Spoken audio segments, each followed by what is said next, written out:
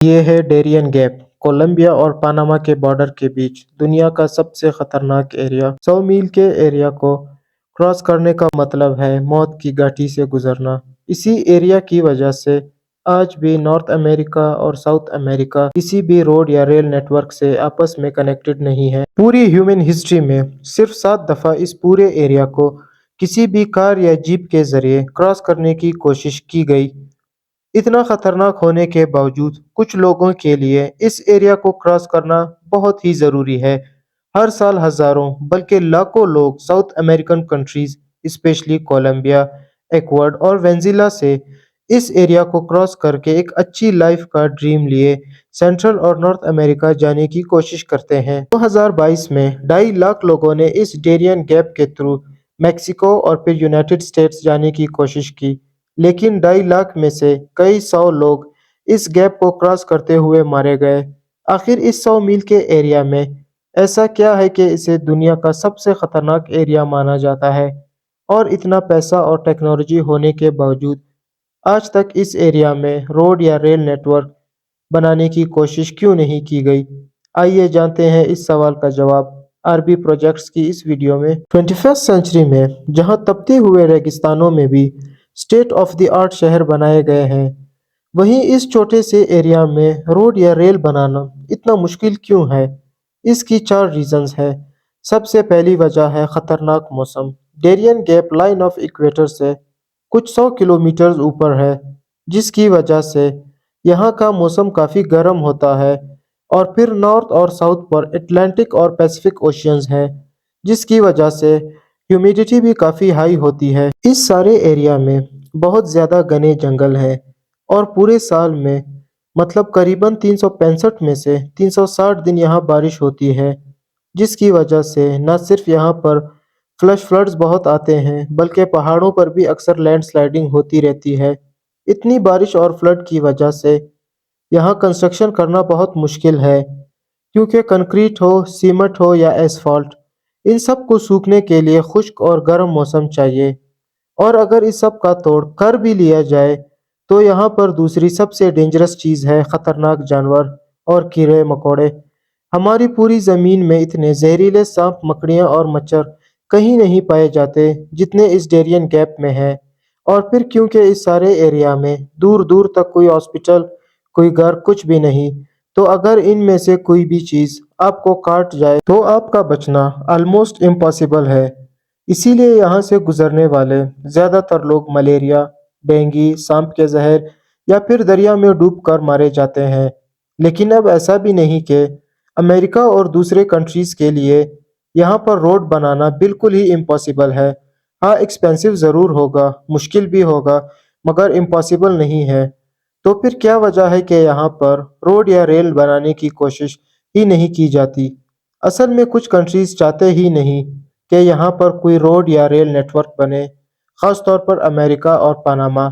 دراصل 19 سینچری میں Panama Colombia کا ہی ایک پروونس ہوتا تھا، مگر اسی ڈیرین گیپ کی وجہ سے کولمبیا کے لیے پاناما پر کنٹرول رکھنا بہت مشکل تھا۔ کولمبین گورنمنٹ کے لیے پاناما سے کنیکٹڈ رہنے کا ایک ہی روٹ تھا، اور وہ تھا سمندر کے تھرو۔ اسی ڈس کنیکشن کا فائدہ اٹھاتے ہوئے پاناما نے کولمبیا سے آزادی کے لیے ایک موومنٹ شروع کی، اور 20 سینچری میں اس موومنٹ میں ایک رائزنگ سپر پاور نے بہت زیادہ انٹرسٹ لینا شروع کیا، جس کا نام تھا یونائٹڈ اسٹیٹس آف امریکہ۔ دراصل امریکہ کی پاناما کینال میں بہت دلچسپی تھی، اور وہ چاہتا تھا کہ اس کینال کا کنٹرول اس کے پاس ہو، بیکاز پاناما کینال کی کنسٹرکشن سے پہلے ایسٹرن اور ویسٹرن امریکہ میں ٹریڈ بہت مشکل تھا۔ ساری شپس کو پورا ساؤتھ امریکہ کراس کر کے امریکہ کی ویسٹرن یا ایسٹرن کوسٹ تک جانا پڑتا تھا، تو امریکہ کی ایسٹرن اور ویسٹرن کوسٹ لائن آپس میں ڈسکنیکٹڈ تھی، اور اسی کا حل نکالنے کے لیے یہ آرٹیفیشل کینال بنائی گئی، جس کے بعد امریکہ کی نہ صرف ٹریڈ شپس بلکہ نیوی بھی اب بہت ہی آسانی سے تھوڑے دنوں میں ایک سائڈ سے دوسرے سائڈ تک جا سکتی تھی۔ اور اس وقت یہ کانسیپٹ بہت امپورٹنٹ تھا کہ جو بھی پاناما کینال کو کنٹرول کرے گا وہ امریکہ کی ایک بہت بڑی ویکنس کو کنٹرول کرے گا۔ اب کولمبیا اس زمانے میں اس کینال کا کنٹرول امریکہ کو نہیں دینا چاہتا تھا، اور اسی لیے امریکہ نے پاناما کی انڈیپینڈنس موومنٹ میں اس کا بھرپور ساتھ دیا، اور نتیجتاً 1903 میں پاناما ایک انڈیپینڈنٹ کنٹری بن گیا، اور امریکہ پاناما کو ریکگنائز کرنے والا سب سے پہلا کنٹری تھا۔ پاناما کی گورنمنٹ نے بدلے میں امریکہ کو اس کینال کے آس پاس کی ساری زمین پرماننٹ لیز پر دے دی، اور 1999 تک یہ سارا ایریا امریکن گورنمنٹ کے کنٹرول میں رہا۔ پھر 1999 میں اس کینال کا کنٹرول پاناما کو واپس کر دیا گیا، مگر آج بھی یہ جوک پوائنٹ امریکہ اور باقی کنٹریز کے لیے بہت امپورٹنٹ ہے۔ آج کی ڈیٹ میں پوری دنیا کا قریباً 6% سی ٹریڈ ساؤتھ امریکہ اور نارتھ امریکہ کے درمیان اسی جوک پوائنٹ سے گزرتا ہے۔ یہی کینال اٹلانٹک اور پیسفک اوشین کو آپس میں کنیکٹ کرتی ہے۔ ہر سال قریباً 13 سے 14 ہزار کارگو شپس اسی راستے سے گزرتی ہیں۔ ایشیا اور امریکہ کا زیادہ تر ٹریڈ اسی راستے سے ہوتا ہے، اور اسی لیے اس کینال کو سب سے زیادہ امریکہ اور چائنا یوز کرتے ہیں۔ اسی طرح امریکہ کی ویسٹرن کوسٹ کو یورپ، افریقہ اور مڈل ایسٹ سے کنیکٹ کرنے کا بھی یہی ایک راستہ ہے۔ اب اگر واپس ڈیرین گیپ پر آئیں تو یہ کولمبیا اور پاناما کے درمیان ہے۔ وہی کولمبیا جو پچھلے کئی سالوں سے وائلنس، انسٹیبلٹی کا شکار رہا ہے، اور جہاں کی ڈرگ مافیا پورے ساؤتھ امریکہ میں مشہور ہے۔ پوری دنیا میں سب سے زیادہ ڈرگ سینٹرل اور نارتھ امریکہ سمگل ہوتی ہے۔ لیکن اس ڈیرین گیپ کی وجہ سے یہ سمگلنگ کرنا کافی مشکل ہوتا ہے، اور سمگلرز کو سی روٹ لینا پڑتا ہے۔ یہاں پر پاناما کے کوسٹ گارڈز اکثر ان سمگلرز کو پکڑ لیتے ہیں۔ اب اس سچویشن میں اگر یہاں پر روڈ یا ریل نیٹ ورک بنایا جاتا ہے تو امریکہ کو یہ خدشہ ہے کہ کہیں کولمبیا کی ڈرگ مافیا یہاں سے پاناما میں پہنچ کر پاناما کینال کو ڈیمیج نہ کر دے، اور صرف یہی نہیں بلکہ ان کو پھر یہاں سے میکسیکو، امریکہ تک ڈرگز پہنچانا بھی بہت آسان ہو جائے گا۔ اسی لیے اگر پاناما اور کولمبیا کی گورنمنٹ یہاں پر کوئی ریل روڈ نیٹ ورک بنانے کا ایگریمنٹ کر بھی لے تو امریکہ یہاں پر کسی قسم کی ڈیولپمنٹ نہیں ہونے دے گا۔ اور اب ہم آتے ہیں ڈیرین گیپ کو ڈیولپ نہ کرنے کی آخری ریزن پر، اور وہ ہے اللیگل مائگریشن کو روکنا۔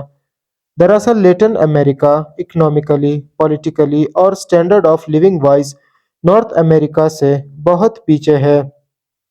ساؤتھ امریکہ کے زیادہ تر کنٹریز کرپشن، ویک گورننس اور پولیٹیکل انسٹیبلٹی کا شکار ہیں، جس کی وجہ سے لاکھوں لوگ ایک اچھی لائف کے لیے اپنے کنٹریز چھوڑ کر کہیں اور جانا چاہتے ہیں، اور ان سب لوگوں کے لیے کچھ ہی میل دور امریکہ سے بہتر اور کوئی آپشن نہیں۔ اب امریکہ پچھلے کچھ سالوں سے اپنی امیگریشن پالیسی بہت سخت کر چکا ہے، جس کے بعد ان لوگوں کے پاس ایک ہی حل بچتا ہے کہ وہ اللیگل طریقے سے امریکہ پہنچے، لیکن اس کے لیے انہیں اپنی جان خطرے میں ڈال کر اس ڈیرین گیپ سے گزرنا ہوگا۔ ہر سال ہزاروں لوگ اسی گیپ کے تھرو سینٹرل امریکہ اور پھر میکسیکو کے تھرو امریکہ میں انٹر ہوتے ہیں، لیکن اس سارے راستے میں سب سے بڑی رکاوٹ صرف اور صرف یہ ڈیرین گیپ ہے۔ ڈینگی، ملیریا، زہریلے سانپ، لینڈ سلائڈنگ، فلڈ، ڈاکو، 10 دن کے اس سفر میں آپ کو ان سب چیزوں سے گزرنا پڑتا ہے، اور بدقسمتی کی بات یہ ہے کہ اتنے خطرناک راستے کے باوجود ہر سال اس گیپ کو کراس کرنے والوں کے نمبرز میں مسلسل اضافہ ہوتا جا رہا ہے۔ غریبی اور بھوک سے تنگ لوگوں کے پاس اور کوئی چوائس بچتی ہی نہیں۔ کتنے ہی لوگ اس سفر میں مارے جاتے ہیں، اور جو بچ بھی جاتے ہیں ان میں سے زیادہ تر سائیکولوجیکلی ڈیمیج ہو چکے ہوتے ہیں۔ بھوک بھی انسان سے کیا کیا کروا دیتی ہے۔ انہی غریب لوگوں کو امریکہ تک پہنچنے سے روکنے کے لیے اس ڈیرین گیپ میں کوئی ریل روڈ نیٹ ورک نہیں بنایا جاتا، اور شاید آگے آنے والے کئی سالوں میں ایسا ہی رہے گا۔ ویڈیو اچھی لگی ہے تو چینل کو ضرور سبسکرائب کر لیں، بیکاز آپ کے لیے تو یہ شاید ایک چھوٹی سی چیز ہوگی، مگر ہمیں اس سے بہت موٹیویشن ملتی ہے۔ ملتے ہیں نیکسٹ ویڈیو میں ایک اور انٹرسٹنگ ٹاپک کے ساتھ۔ اپنا خیال رکھیے۔ اللہ حافظ۔